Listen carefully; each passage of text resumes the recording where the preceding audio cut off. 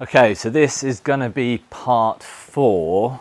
I'll tell you what, it feels a lot better having these beams across the roof because it just ties both sides together, and it was all wobbly before and was really quite worrying when there was even a breeze. But now it's nice and tight, and I'm going to be getting the roof on this afternoon. So like I said in the last one, I had to split it because it's just going to be too long. What I'm going to start with, I've just had lunch and I didn't take you with me because I needed to concentrate. I did a bit of meditation on what's coming next, and I tend to find if you really need to get stuff done and you want to get it done right and there's a lot to do and you've got to get it done quickly, meditating on what you're going to do. I can't remember whether this is a military thing or whether I've read it somewhere or seen it on the internet, but it's sort of focused meditation, focusing on a specific task. And it's going to come to me in a minute where I've heard this from. I do practice it. There's an aircraft flying over right now. Where is it? Oh, there it is. You just think of a specific, you think it through as if you were doing it. So you visualize what's coming next, and often a lot of problems will pop up that you don't foresee just by lightly thinking about it. But when you sort of close your eyes and visualize and you're physically putting up the timber, you're physically screwing it together, you're like, hang on a minute, that's got to be from that side, or I'd better make sure I put that in first, otherwise I can't fit it in. But you just think your way through it. You've got to be really quite intense with your thought though. You can't do this lightly. You have to concentrate and effectively do it in your mind. And then when you come to do it in the real world, you've effectively done it once already. So you kind of, I find anyway, you get on a lot quicker, and you won't foresee all the problems, but you have foreseen some of the problems. So yeah, I just did a lunchtime meditation on how to get this all done. Because as I mentioned in the last video, this is a brilliant day of weather, but the rest of the week is monsoon for the whole week. So I've got to get this under wraps.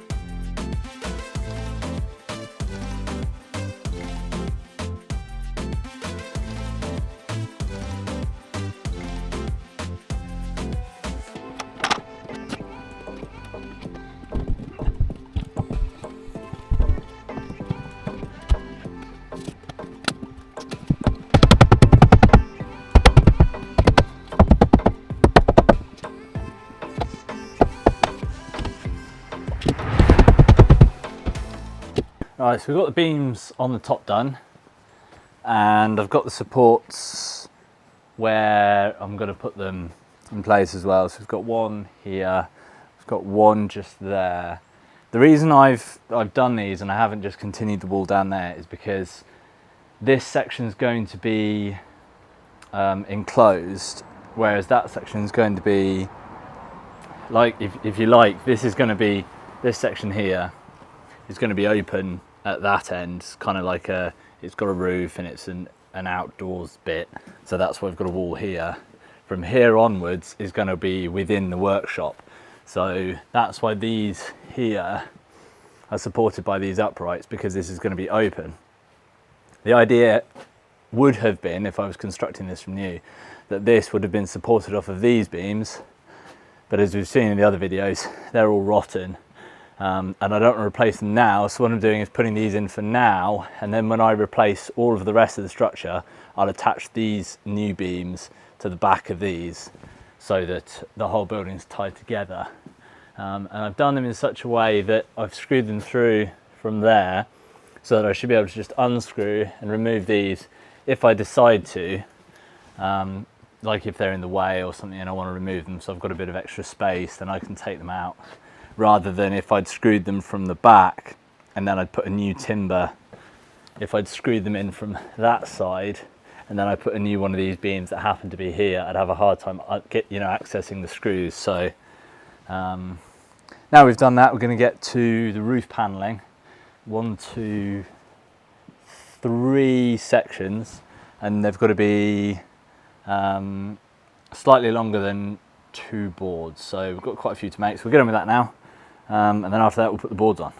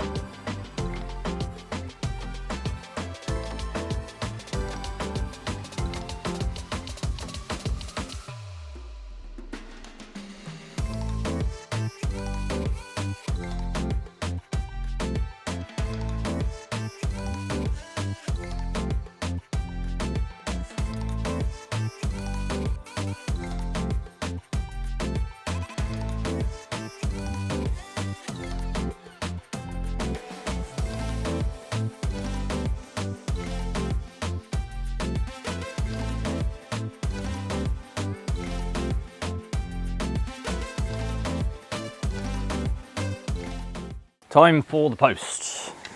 Post the post. Letters. Who likes letters? Parcel number 1.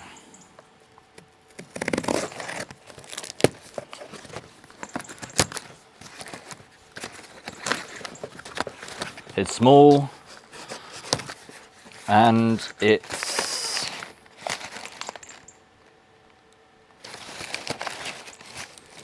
definitely something illegal. I want my wife's. GeoGuard Ultra Powder. Oh, soap stuff. Yeah, that's what it says in the packet, right? Definitely not. This one is. This one's pretty relevant though. Not that we can hide it from the postman or anything though, because it says right on the side. Oh, does it? 100% tree-free. Oh, there you go. Bamboo toilet paper.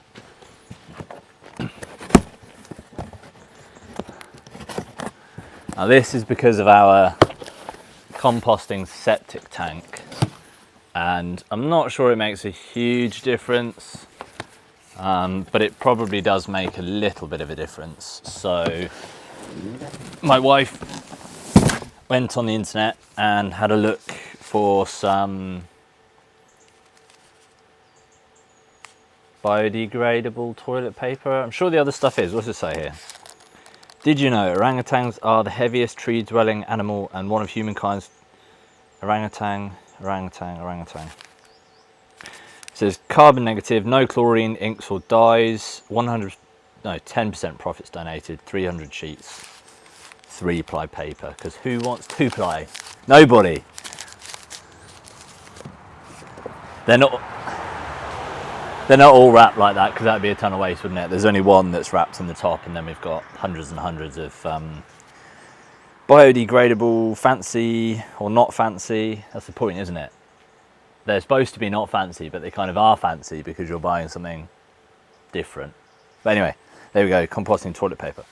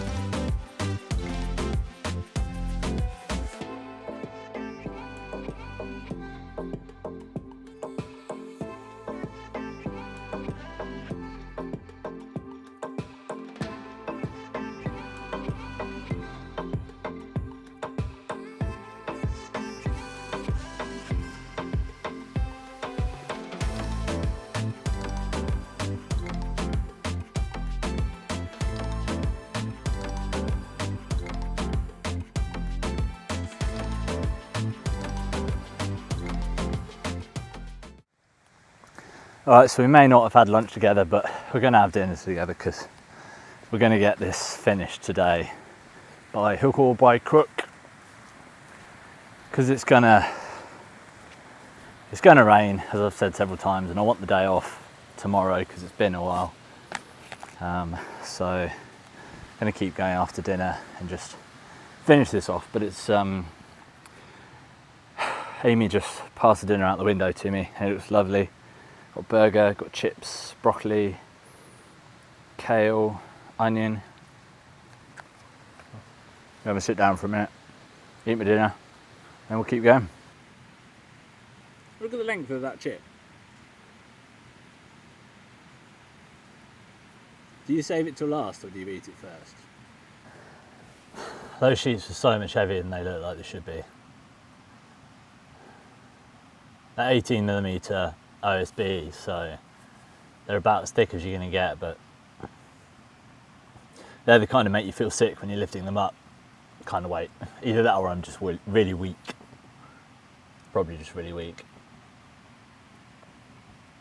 Haven't yet decided if I'm sort of trialing having a day off when either the weather is bad or bad for the type of work that I'm doing at the time, or when I just collapse in a heap and can't work anymore. But I've always suspected that 9 to 5, Monday to Friday, doesn't really work. I don't think like if you've got more work to do. Well, actually, I'm not viewing this from a perspective of quantity of work to do, because I think there's always work to be done. This is more about your body and how your body functions with the work. But by having 5 days on and then 2 days off, it's a nice, easy way of doing it. But you know what? I've read a book, and I think that came about from the Industrial Revolution, when we had factory workers who needed sort of a schedule because business had to operate on a schedule. Factories, if you're doing production lines, need regular hours, don't they? So I think the 9 to 5 weekends off came about from something. It might have actually been that the sort of it was all hours to be worked, and then the unions fought for the weekends off. But anyway, it was created for business purposes, not necessarily by all people. And I just wondered about perhaps trying something different. Sometimes when you work with businesses and other businesses, you're a little constrained by their working hours, and you have to operate within, if you only work Saturdays, Sundays, for example, and you've got clients that work during the week and you just can't ever contact them because you're always working obscure hours. I thought I'd try it here. Haven't yet decided whether this works better, because I'm very tired at the minute and I don't have very much time off. Yesterday was supposed to be a day off, but I ended up working through then. And tomorrow's likely to be a day off, but yeah, I'm just trying it. I'm just seeing, what if you just have a day off when you're too knackered to continue, or if the weather's too bad to do the work, and then you might end up with a week off if the weather's bad or you need that long to recover, and then perhaps you might work for 2-3 weeks in a row and just see how that goes. It's a bit different now because we've got time critical elements such as getting this waterproof, getting the solar all operating, water. So we've got critical bits, which is perhaps why I'm working longer than my body might like. But I suppose I'm edging a little bit towards taking time off when I need it and working when I need to. We'll just see how it goes.